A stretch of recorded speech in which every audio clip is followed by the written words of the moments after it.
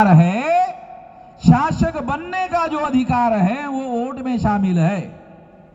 आप जिसको चुनना चाहते हैं, तो आप अगर अपने आप को चुनना चाहते हैं, वो अधिकार इसकी बदौलत खत्म हो जाता है, इसकी वजह से खत्म हो जाता है।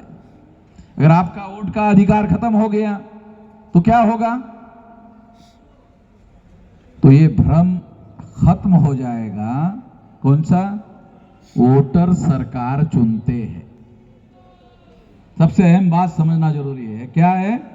वोटर सरकार चुनते हैं।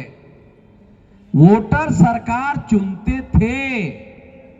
ईवीएम आने के बाद ईवीएम सरकार चुनती है, वोटर सरकार नहीं चुनते हैं।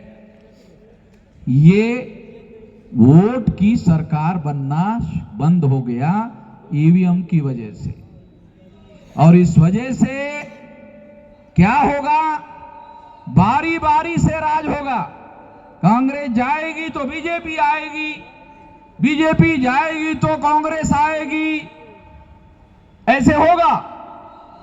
इससे इस देश में लोकतंत्र की जो सरकार है, वोटों के समर्थन की सरकार, जो जनता भारत की चाहती है, जिसको सरकार बनाना चाहती है, वो सरकार नहीं बनेगी। इस वजह से साथियों, मैं आप लोगों को ये बात समझा रहा हूं, क्योंकि आखिर ये बात हम लोगों को समझना होगा।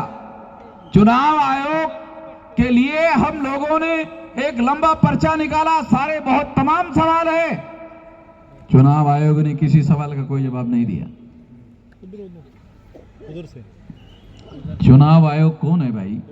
भारत के संविधान निर्माताओं ने चुनाव आयोग को अधिकार दिया।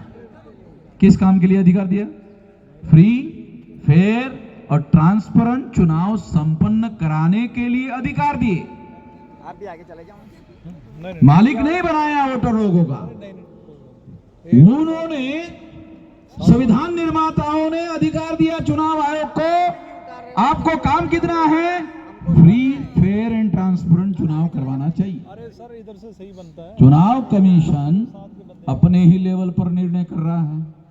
सारे देश के लोग जब ईवीएम नहीं चाहते हैं, सारे देश के लोग जब ईवीएम नहीं चाहते हैं, लोग नहीं चाहते हैं, तो आप जबरदस्ती क्यों कर रहे हो भाई? आपके पास तो ऐसा कोई पावर नहीं है। और अभी सुप्रीम कोर्ट के लॉयर ने कहा कि ऐसा कोई कानून